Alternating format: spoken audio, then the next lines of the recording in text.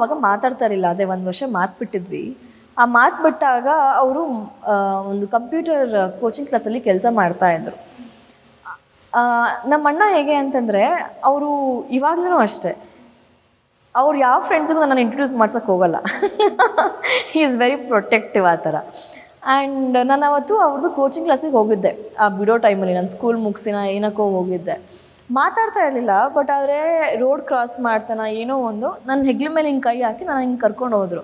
ನಾನು ಅಂದ್ಕೊಂಡೆ, ಇದು ನಮ್ಮಣ್ಣನೇನಾ, ಇಷ್ಟೊಂದು ಮಾತಾಡ್ತಾ ಇಲ್ಲ ಆದರೂ ಇಷ್ಟೊಂದೆಲ್ಲ ಪ್ರೊಟೆಕ್ಟಿವ್ ಆಗಿದ್ದಾರಲ್ಲ ಅಂತಂದ್ಬಿಟ್ಟು.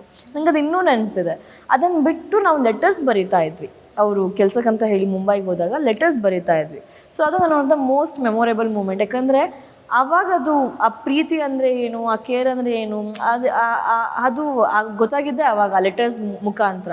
ಸೊ ಇದು ಮಾಡಬೇಕು, ಹೀಗಿರಬೇಕು, ಅಥವಾ ಅವ್ರದಲ್ಲಿ ಏನು ಕಷ್ಟ ಇದೆ, ಇಲ್ಲೇನು ನಮ್ಗೆ ಕಷ್ಟ ಇದೆ, ಅದು ಗೊತ್ತಾಗ್ತಿದ್ದೆ ಆವಾಗ.